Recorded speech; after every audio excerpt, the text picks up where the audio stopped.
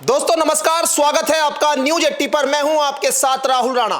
दोस्तों, उत्तर प्रदेश में बीजेपी के साथ गठबंधन में आरएलडी को कम से कम 50 सीटें मिलनी चाहिए और समाजवादी पार्टी के साथ कांग्रेस को 200 सीटें तो मिलनी चाहिए। ये हम नहीं कह रहे, ये बयानबाजी अब शुरू हो गई है और ये बयानबाजी शुरू हुई है इकरा हसन के बयान के बाद।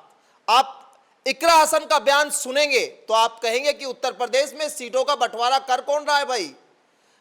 गठबंधन बीजेपी और रालोद का सीटें तय करनी है दोनों लोगों को मिलकर, दोनों नेताओं को मिलकर। जयंत चौधरी तय करेंगे, बीजेपी में जो राष्ट्रीय नेतृत्व है वो तय करेगा।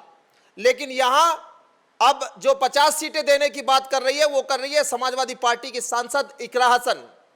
और जो 200 सीटों की बात मैंने की कि यहां कांग्रेस को 200 सीटें मिलनी चाहिए, तो यहां आरएलडी के नेताओं ने कर दी ये 200 सीटों की मांग कांग्रेस के लिए। आप सोच रहे होंगे कि ये चल क्या रहा है भाई। आप अपनी पार्टी के लिए सीटें नहीं मांग रहे, अपने दल के लिए सीटें क्यों नहीं मांग रहे, दूसरे दल की इतनी चिंता क्यों होने लगी, ये प्रेम आज क्यों उमड़ रहा है, ये बात करेंगे।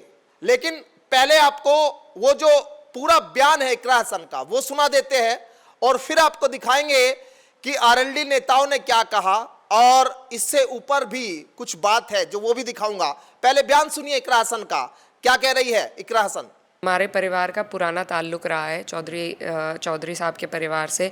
बड़े चौधरी साहब हों, चौधरी अजीत सिंह जी हों या जैन चौधरी जी हों, तो और पश्चिम में उनकी एक मुख्य भूमिका है, हमेशा से रही है। आगे भी हमें उम्मीद है कि भाजपा कम से कम रालोद को 50 सीटें देने का काम करे। अगर उससे कम कुछ भी है तो ये राष्ट्रीय लोकदल के साथ अन्याय भी है और उनके सम्मान के साथ खिलवाड़ भी है।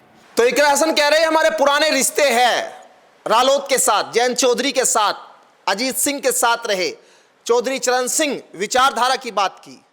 अब आप देखिए कि यहां इकरा हसन को चिंता क्यों हो रही है।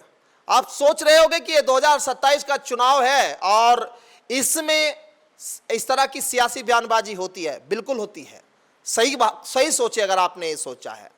खैर आगे बढ़ते हैं, आगे बात करेंगे। रोहित अग्रवाल है, आरएलडी के नेता है और वो लिखते हैं हमें पूर्ण विश्वास है कि समाजवादी पार्टी गठबंधन का पालन करते हुए भारतीय कांग्रेस को सम्मानजनक रूप से 200 सीटें देगी। कांग्रेस को देश की सबसे पुरानी और ऐतिहासिक पार्टी है, इससे कम सीटें देना उनके गौरव और योगदान का अपमान होगा। है ना कमाल। चिंता किसकी हो रही है? आरएलडी को चिंता हो रही है कांग्रेस की और समाजवादी पार्टी को चिंता हो रही है आरएलडी की। अब इससे पहले नहीं सुना होगा आपने इस तरह, और अभी इससे ऊपर भी एक बयान है, वो भी एक बार आपको सुना देता हूं मैं। ऐसा नहीं है कि अभी बात यहां थम रही है। एक यूजर्स है सुधीर भारतीय, फेसबुक पर वो लिखते हैं, मैं पढ़ रहा था। इकरा हसन जी धन्यवाद आपका जो आप हमारी चिंता कर रही है, हमें भी आपकी चिंता है। पश्चिम में 25% मुसलमान आबादी है, आप सपा की स्टार प्रचारक है और मुस्लिम समुदाय की बड़ी नेता है। कम से कम 50 मुस्लिम उम्मीदवार पश्चिम से सपा के आने चाहिए, वरना ये मुस्लिम समुदाय का अपमान और सिर्फ वोट बैंक के तौर पर इस्तेमाल करना माना जाएगा। है ना ये भी उससे ऊपर वाला बयान। यहां समाजवादी पार्टी की सांसद को कहा मुस्लिम नेता है, जबकि वो कहती है कि मैं तो सबकी नेता हूं, मुझे तो कैराना लोकसभा सीट से हिंदू मुस्लिम सभी ने वोट दिया, सभी ने जिताकर भेजा। अब उनको कहा कि आप मुस्लिम नेता है और आप जो है आपका सम्मान रखना चाहिए पार्टी को। अब ये दरअसल पूरा तंज है, एक दूसरे पर यहां पर तंज कसे जा रहे हैं और एक दूसरे को सम्मान की बात कही जरूर जा रही है, लेकिन सम्मान नहीं है। यहां सम्मान होता तो इस तरह की बात सोशल मीडिया पर या खुलेआम मीडिया इंटरव्यू में ना होती।